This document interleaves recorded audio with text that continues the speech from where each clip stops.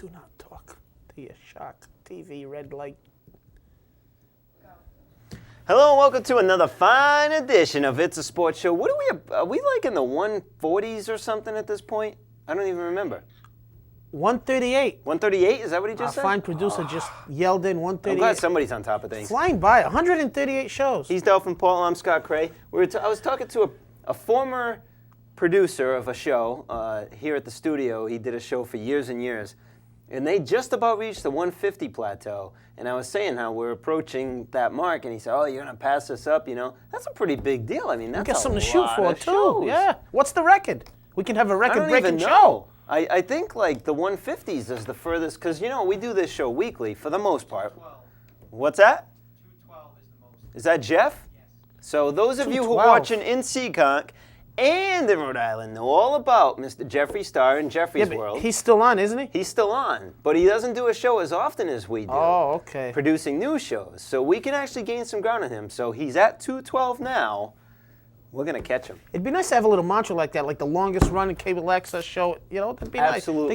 You think that's in the Guinness? Longest running cable show or overall I don't know, show? but you never know. We could end up in the Guinness World Book of Records. You know what? If we keep talking like this, people are going to tune us out. We're not even going to make it to 150. Either for doing a show weekly, I don't know, it might be very weekly. We're going to talk a little soccer, okay? We're going to have a spirited debate here, Mr. Paul and I. Ole, And then ole, ole, ole. we're going to, at some point, we're also going to talk a little baseball. But first, We got a little baseball. We got breaking news. Well, the big somewhat headline, breaking news from the NFL. Ben Roethlisberger injured in a motorcycle accident. When this first came out, oh my God, is he going to be all bashed up and never play again? And I had a funny feeling that because it was a vehicle accident, a motorcycle vehicle accident, I had a feeling that because of the nature of how he got hurt, that there was some exaggeration in here. And sure enough, as the past couple of days have gone by, he's recovering, he'll be out in the hospital. It doesn't look like there's any injuries that may affect at this point him playing football again. And of course, we could talk about the situation, but a lot of people already know the big thing is that we can talk about is, you know, the responsibility of the athlete who has nothing but their body to thank for the millions of dollars they make. And how stupid is Ben Roethlisberger? I'm calling him stupid because the guy should have been wearing a helmet. It's been a pretty hot topic of debate, of course. I mean, an NFL player, a Super Bowl quarterback, no less, in Pittsburgh. I mean, obviously, if you remember last year, Kyle wanted him to be careful. There was a little issue with him riding motorcycles. And obviously, this brought up the topic. A lot of teams have built into the contracts. I don't know why every team doesn't have something built in the contract. Well, a lot of teams do have dangerous sports. You can't do this, you can't do that. Right. Or else, you know, it could void your contract if you get hurt outside the realm of football. Well, let me give you my quick take on it. When I first heard it, I said, hey, I know Terry Bradshaw came on. Everybody, that interview's become kind of famous now when he said, you know, ride a motorcycle when you're 35, you have nothing to do. I kind of disagree with that, and I'll tell you why. Because I understand that motorcycle riding is a passion. I know a lot of people who do it. Yeah. You know, when you're 22, 23, it's hard for people to tell you what to do, first of all. Right. Especially Second if of you're all, a to spoiled tell you, athlete. hey, you're 22, but you really shouldn't ride a motorcycle until you're 35. I don't care if you're the president of the United States or you're Super Bowl MVP. That's a tough thing to do. So I said, well, you know what? He made a mistaken judgment. He didn't have his helmet on. Right. So I said, you know, he should have his helmet on. Absolutely. The guy likes to ride motorcycle. A lot of people do. I don't know if they could almost enforce that. They can't enforce it. They could ask the athlete. Can't they put it in the contract? Well, they can ask to put it in a contract. That's part of negotiation. Right. You know, and he might say no. They say, well, if you say no, then you have to agree to do A or B or C. Yeah, it's part of negotiation. Surprisingly, they didn't try to put that in. They didn't try hard enough then, because I don't. If a person's looking at a big contract and the only thing stopping them is you can ride a bike whenever the heck you want to, just wear a helmet. You remember Kellen Winslow? Yeah, you know, absolutely. supposedly the prize rookie, but he was fooling around in the parking lot. Right. But here's my point with this whole story. That was my initial take. Okay. And then I saw the story, all the details and everything, and he is banged up pretty good. I mean, it Yeah. might not be his knee, his arm, but I mean, he lost almost all his teeth, jaw fracture. His face I mean, is he could be mangled. the first elephant man playing quarterback. Well, I mean, he wasn't all that great of a looking player prior to this accident. No, but here's where I have a problem. When I saw what type of bike he was riding, Yeah. you know, this wasn't your Harley Sportster going out to get the old, on the highway. Which he claimed during that ESPN Right. interview earlier to just be a guy that rides out with the boys on Yeah, his big I mean, hog. this isn't get your motor run and get out on the Right. highway to quote the Right. old song. He was riding the fastest street legal bike that you can ride. This is speed. What some people term, we probably shouldn't say that, a rice burner, because I was going to say crotch rocket. crotch but rocket. Hey, The bike it's all is terms that they made know. in Japan, but this isn't and of course you could get killed on a Harley Davidson motorcycle. But my Right. point is, it's not a pleasure ride. A lot of people that I know, I have friends who have motorcycles. They like to go out on Sundays with a whole bunch of friends and Sure. cruise the highways on their Harley where they sit comfortably. This bike, particularly, Is meant to go fast. is made for speed. Right. This is a speed bike. You don't buy Right. it if you're not interested There's in nothing going else to do on this supersonic bike speed at this that point. must go fast. You're not going Right. to buy the world's fastest street legal bike to go 20 miles an hour. Now, in his defense, there apparently this wasn't happening for this accident. In other words, he wasn't caught going $150 down the highway and got into this accident. That's true, He's but- not at fault. But just the same, But that I see just where you're adds coming more. from. That just adds more of a possibility. Let's I throw- understand that most things with motorcycles, a lot of times it's not the motorcyclist, it's the people who don't see them. Right. But if you introduce more speed to a bike like that, I'm not saying that it wouldn't have happened with a Harley. The exact same thing could have happened. I'm just saying I think he took an additional risk Right. in riding that type of motorcycle. If you're going to go on a track with some buddies or people and you want to test a bike, in safe conditions with helmet and gear, hey, those a guys, different story. those guys have a need for adrenaline. But when I saw that, I said, it wasn't the brightest thing in the world for him to do, and it'll be interesting to see what repercussions comes out about this Right. for future contracts and so forth. Well, here's the thing. We'll talk about the future in a second, the possibility of him being a spokesperson now. I don't know if he's changed that much at this point, but I don't know if he'd be a good spokesperson. He might be a good eye person. Spokesperson, I don't know, Not with a quite. broken jaw. At least not yet. what, I don't even remember what I was going to... Oh, add more fuel to the fire, and I don't know if this is just being nitpicky in a National Enquirer sort of way, but his permit expired in March or May or something, and in other words, he was riding without a... Didn't have a license. Is that just a little nitpicky Enquirer type thing, or is this all in relation to Big Ben Roethlisberger, Super Bowl quarterback, young Super Bowl quarterback? This isn't a guy that's ready to hang it up in the next year or two, not being responsible.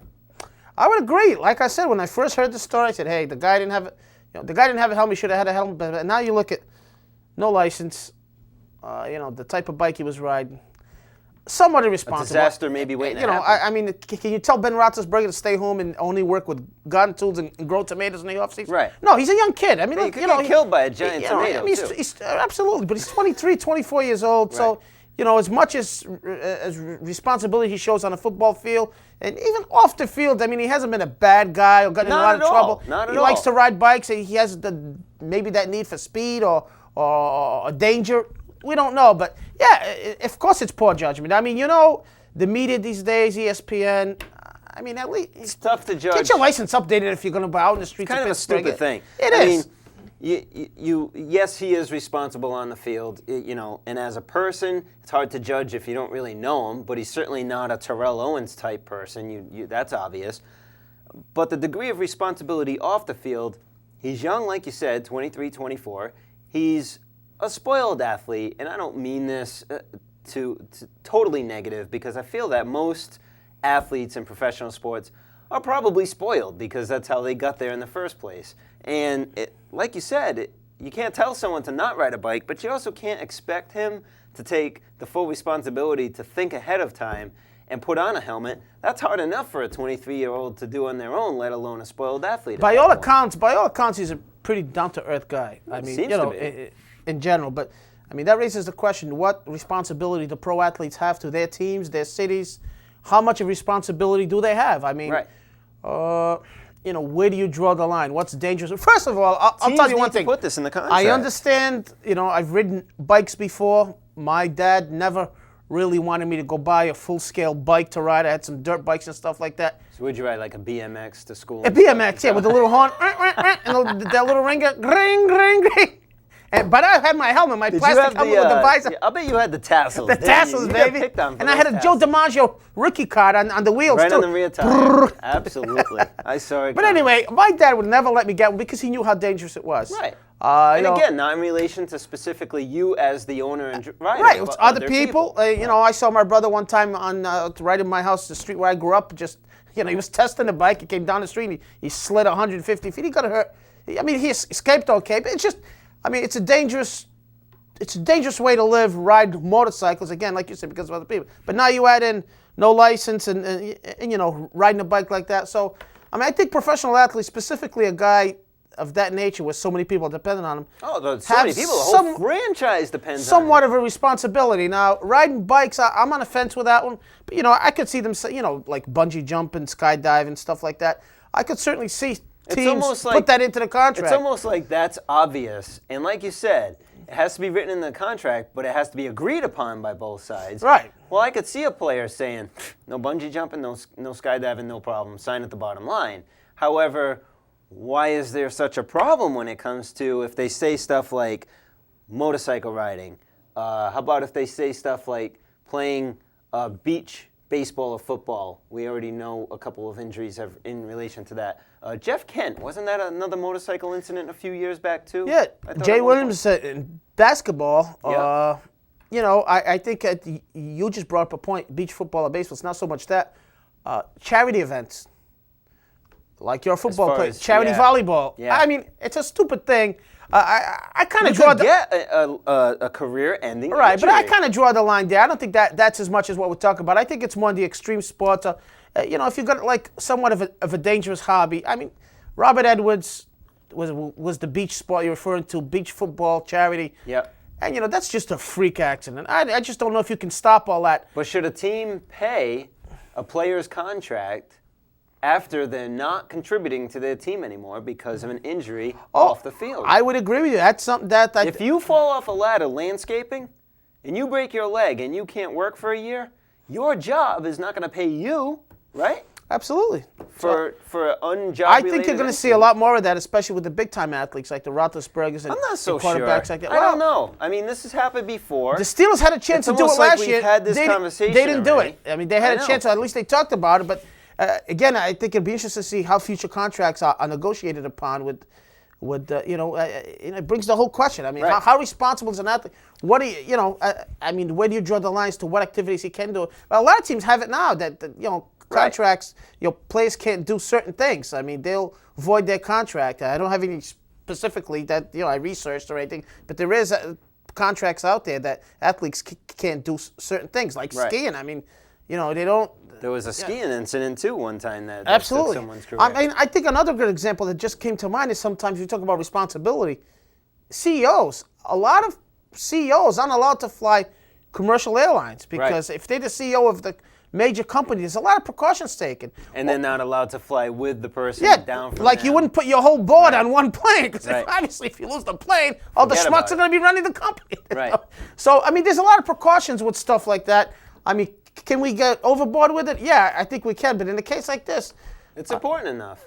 what happens with his next contract? I mean, Right. are they stupid enough to say, you know what, that was a one-time thing. You can ride your bike They all you just want might without be. a helmet? They just might You know, be. I This think brings us to our It's a Sports Show email. Send us your emails, itsasportshow@yahoo.com. Substitute Big Ben for Tom Brady, and because it's a good equivalent. That's how much we rely on one person in the franchise. If Tom Brady got into this motorcycle accident, forget about now. Think about a few days ago when it first happened and no one knew if this guy would be playing again.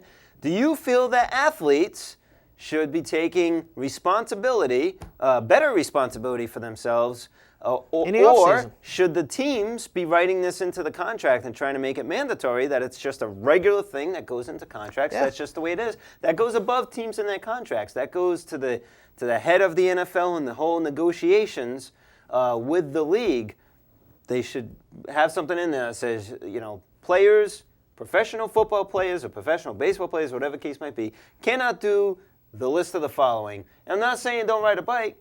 Don't do it without a helmet. You get caught, you get in trouble without a helmet, you don't get paid. Period. I just don't know if it's going to go across the board because there's a lot of athletes who have very small contracts. I mean, Are you going to tell, you know? What's very small? Well, $500,000. Well, I'm saying like. I mean, come on. The backup left guard. I mean, is he hoping to not be a backup someday? Then he shouldn't have a problem throwing but a still, helmet. I'm just saying a blanket. I just don't know if it's gonna. I think it's gonna happen with the bigger athletes, the quarterbacks, right. the big wide receivers, or the guys who, I don't know. I guess live dangerously. If you know a guy has a dangerous hobby, you know. That's it. Well, and for the rest of you at home, you know, maybe this is a real life star example of maybe you thinking twice, and you know, especially. I saw Tom Brady the other day on 495 with a motorcycle without a helmet. Yeah, I'm sure. I tried to track him down. And you probably tried to run him over. I tried to run him over, and he saw that it was me, and he just kept going. I was like, Tom, hold up a sec.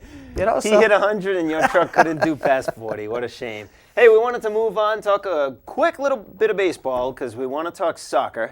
Can't wait because soccer is such an exciting thing to talk about. Ole, it's a long game. Ole, ole. Baseball, at the time we are shooting now, Yanks, Red Sox, tie for first. Toronto's on the heels. Everyone else, who cares? Well, we're shooting on a Wednesday. Yep. Tuesday, the Red Sox lost in extra innings, and right now their big problem is middle relief, bullpen / Going along those lines. You take up Papelbon, forget about it. Forget about the rest. Terrible. Thank God for Papelbon. Folk put on the DL with what is being called a strained throwing brain bicep injury, which people, an interview I heard this morning on ESPN said, bicep injury means shoulder injury, that it's not a bicep issue at all. Back on the DL again, just in time for us to get back. Who did we just get off the DL at this point now? I'm having a brain Mike fart. Timlin. Timlin, back from the DL, you know, ready to roll. We can't stay on Here's top the of bottom things line. at I this don't point. think, you know. And Van Buren just got called Theo up from Epstein Kentucky. has gotten a lot of credit, Yeah. as he should, but he hasn't. He's done a very poor job in the middle relief area. Well, nothing's been done. I mean, if you look at these guys like the Myers, they picked up Cianez's, Chad Bradford's. All kind of hit or miss guys, and they're all missing at this point. Most of them are missed. I mean, Papelbon is the only savior. I think this whole middle relief, I think they all stink. I told you before about Cianez, never liked them. There's really nobody dependable there, along with their starting pitching that's kind of iffy. Right. Keith Folk, you know, I'm starting to think this guy might be done for his career. I really am. He doesn't seem to have rebounded, He's especially never mentally, rebounded since that World especially Series. mentally from last year. Right. He's just, I mean, the guy, he comes in, he gives up a home run. I mean, the pressure on him must be enormous right now. Does he still have any value at this point if he can get his head together? I almost feel like this is another conversation we've had before, again and again and again. Does he have any value left as a reliever? Until he can get people out, he's not going to have any value in my eyes. I mean, I would almost outright cut the guy. I mean, That's a lot of money to be cutting out, too. well, I mean, he's probably going to stay in the rotation or come back off DL, and they'll try to put him in spots. But right now, you can't put this guy it seemed like in any danger. You know, if the game's tied or if it's a close game, you got to put him in when it's 10-2 and see if he can find a way to get out of this. I personally don't think he can. There was a long stretch when he first got taken out of the closer role and Papelbon got his thing together. There was a long stretch where he was doing okay as sort of a setup guy. There was quite a while that he was doing just fine for himself, but then he kind of went down a notch I think again. the question right now with the Sox is this: how fast do you bring up these kids? Hanson, Yep. Del Carmen, do you put these guys in right away? I'm a big fan of letting these kids play. I don't know what they're waiting for. They're taking too long, in my opinion. You got the guys. Stop babying them. Well, the new kids. Put them in a rotation. You gotta win CNS games. sucks. These other guys suck. You got to win games, So though. what? But these other guys aren't doing it for you. Right. These guys aren't doing it for you. Bring these guys in. Here's the only question I have with bringing Del Carmen and Hanson up now. This is just something I thought about on the way over here. If the trading deadline's at the end of July, Yep. if you bring up your chips and they bomb, you almost like You're caught in with your trouble. pants down or they're naked good- because you don't have any prospects. They're good prospects Right now, now. they're very intriguing, but I mean, Right. if they come out and lay an egg, both. I mean, they're still young enough we'd get something for them, but Right. you know, if you kind of Are keep they them more in, valuable not? right? You know the old thing, you know, you can have what you want, or Yeah. you want what you can't have. Right. I mean, if you hide these guys, their value might just grow without them even pitching. That's the only issue I have. But you know what? You almost don't have a choice. You Yeah, can't it's go out true. and trade for a middle reliever. What are you going to give up to get a middle Teams reliever? are not giving up pitching, and that's not. Luckily, it's not just a problem for the Red Sox. It's a problem for the Yankees. I say luckily because the Yankees have no one in their farm system that can pitch either. And I think, honestly, that the Yankees pitching situation is worse than the Red Sox. The Red Sox don't have any middle relief, neither do the Yankees. Red Sox have a good closer, so do the Yankees. The difference is the Red Sox starters, at least we got a little bit of a 1-2 punch, and then who knows after that. Right now, the Yankees that's a good have point. I mean, one pitcher, Mike Mussina, and that's it. And the Red Sox are in first place, tied with the Yankees. So, I mean, they just have to get this middle relief worked out. Right now, I mean, that's not a championship pitching team the Red Sox have, not even close. Right. But they are in first place, so. That's an interesting point. Actually, neither the Yankees nor the Red Sox have a championship caliber team. You're bound to see something more out of Chicago at this point than anything else out of the AL. That's why the trading deadline, we talk about hot stove, but the trading deadline is also more than any other sports because the other sports are all tied into contracts. Of course, football, there's salary cap hits and all that. Baseball, more than any other sport, the trading deadline becomes very interesting because now it's like you've assessed the whole year because it's a long season. Ding. You get to half the year. The whole year. It's just half the year. You've assessed the whole year up to that point. Oh, right. And now you kind of have a real good gauge of what you need to move forward. So and that goes both ways. Everybody scrambles to get the best move. So and it goes both ways. On the other side, you have teams, and I'm still convinced that Florida has got to get rid of Dontrelle Willis. They have nothing. They're not going anywhere. He's a guy who's going to. Why not get something for He's him? going to be mentioned on. He's going to be a hot. I don't want to say prospect, but a hot trading prospect. They want so much, and I don't really fully blame them. Dontrelle Willis is the man, but still, at the same token, they want so much. They want 2 hot prospects, at least one of them being an outfielder, and they need a catcher. That's their other big thing. So they have direct needs. They know exactly what they want. It's not just give us young guys and that's it. Again, I feel comfortable knowing that the Yankees are kind of in the same boat. Their farm team, they've kind of killed for the most part up until they have a little something going on this year. However, they've called these guys up to fill in for so many injuries that I don't think they'll have back by the All-Star break. One thing, Red Sox Nation, okay, feel happy knowing that I truly think the Yankees are in an actually much worse spot than we are right now. But here's the thing. The Yankees can afford to take on any salary, so... Yeah, but that gives them more than money at this point. But that gives them an advantage over other teams. I'm not so sure. Well, they have so much money. Even what other teams have, they still might not be able to afford the contract. Right. I mean, so in terms of contract only, even the Red Sox. Let's not kid ourselves. The Red Sox have really wanted to. So there's a few teams here. That's where the disadvantage comes in baseball. Right. But I mean, we'll see where this road leads. I mean, I'm going to make Red Sox Nation feel great. You may not have kept track of all the bad and only have heard of the good from Pedro Martinez. You know how I feel about Pedro Martinez, fruit tree. He lost up until this last start 7 straight starts. Not lost, no decision. He was winless in 7 straight starts. What's his ERA? It's pretty low. No run support. Here you go, Red Sox fans. Now you feel bad again. Not to mention Arroyo's ERA. Let's not go there. All right, let's move on. We only have, how much time do we have left? About 7 minutes.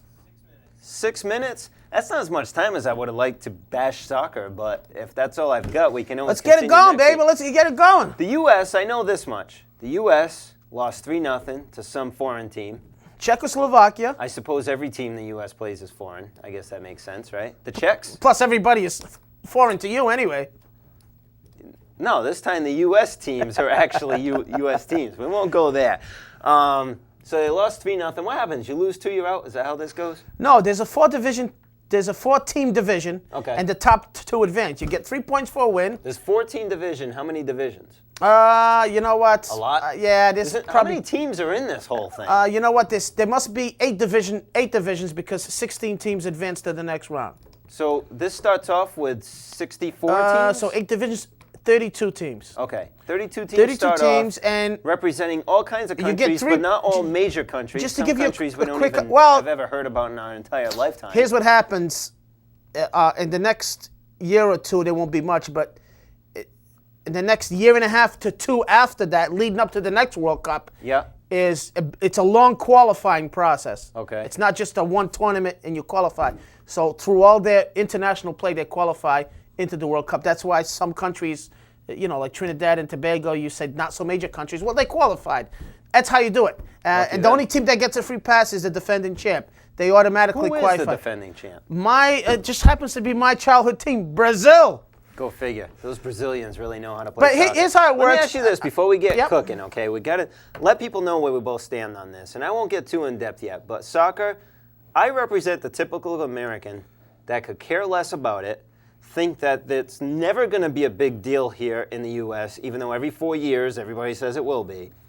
Your take on it, you're a fan of soccer? Yes. You watch? Well, Are you like the fan that only watches every 4 years, or are you the fan that well, kind of keeps track of things? here's the deal Okay. about soccer. I want people to know how we No, feel no, before listen, we go I back understand and how forth. people think soccer's boring. Just like I said last That's week, what I don't understand. that a lot of people you think think it's baseball's big. boring, but you like soccer. Well, I think baseball is boring per se. I mean, I'm a baseball fan. Right. I just think a lot of foreign people, like my dad, just to give you a quick example, we talked about this off the air. Yeah. He's first generation Portuguese. When he came over, he looked at baseball and said, this is the dumbest game in the world. First Right. of all, he said their uniforms, they look like clowns. Right. And why does the game stop?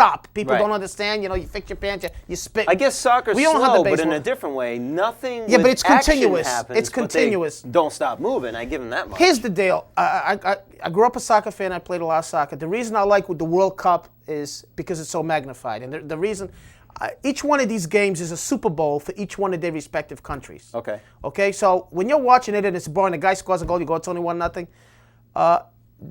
Probably that whole country is watching that game. A lot of these countries. For instance, when Brazil or Argentina or Italy plays, a lot of businesses will close down Right. during the day because it's that country's passion. In Europe, that's the main sport. And they get, the country pride is unbelievable. So this is a huge event for these teams to move on. I mean, people go crazy. Why do you think, anyway, because you're not living in other countries, you wouldn't know exactly, but is the reason why you're saying how, you told me off the air, like, like the whole place, the whole country, or the whole cities or whatever, just closes down to watch A lot of soccer. them do. For instance, Why? Is it sometimes the because games they are don't on have at other 2, 3 in the morning because of where they're playing, and Right. the countries, everybody stays up. I mean, That's okay. So it's playing at 2, 3 in the morning even over there. it depends on what country it is and Right, true. relative to the time change. So is it, what's that? 2 minutes. So is it because there are not that many other alternatives? Are we spoiled in the U.S. with baseball? Okay, there's not a lot of football, other golf? alternatives. Soccer's probably the oldest sport in a lot of these countries. Soccer's an easy sport to play. For instance, Pele, one of the greatest soccer players ever, if not the greatest, started playing in his yard with rolled up sock. Yeah. So, you know, there's no moms to put the kids in the Volvos, drive them to the local ice rink, Right. or go to Sports Authority, buy $600 worth of lacrosse equipment. You basically need something that looks like a ball and 2 rocks for goals. Which I is mean, it's probably a what simple most of game these where the countries poor use. countries, I mean, it's a simple game to play. That's why it's so popular here in the United States, because as on a youth level, because young kids can go play. You don't need Doesn't cost a you don't ton of need a lot money of skill and- because you can kind of hide a kid on the soccer field. You know what I'm saying? Right. So it's a slow sport good that sport. you don't need a lot of skill for. And you wonder why Well, the no, US I'm doesn't talking watch. about young kids. I'm talking about Oh, young so you kids. need a lot of skill when you're at the professional level. Absolutely. And here's my problem with soccer in the U.S. The MLS Yep. has a lot of good players, but all the great players are in Europe. FIFA. Well, that's What's the difference between FIFA and MLS? well, MLS FIFA is is basically the Federal and International Football Association. So that's like all Worldwide. over the world. Right. MLS has a lot of players that come from United States colleges and so forth, but a guy worth his weight is not going to go to MLS because these guys are getting $5 to $7 million a year. Where? In the big countries like Spain, Italy. Italy pays big money. England, they pay a lot of money. So these anyone kids that's from small decent- countries, right, they go to where the big money is. And that's why, I mean, if all these guys were in the United States and we had like a professional soccer league with these players that I know and recognize, So it's the I would be into opposite. it every week. I'm not into MLS. I don't sit. So you're telling me it's completely opposite from Major League Baseball, where we pay the big money, they all come here. Absolutely. Instead, No, you're right. Other teams. play- MLS is like NFL Europe. Yeah. Just to give a quick thing. And we'll talk about the U.S. probably next week because they have an important game coming We'll up. I know bring we're this gonna up start- again because we didn't get to argue good enough. So it's a sports show at yahoo.com. We got a flight. Thanks, Paul. I'm Scott Cray. More Thanks time. to Rich and Jen. Have a nice day.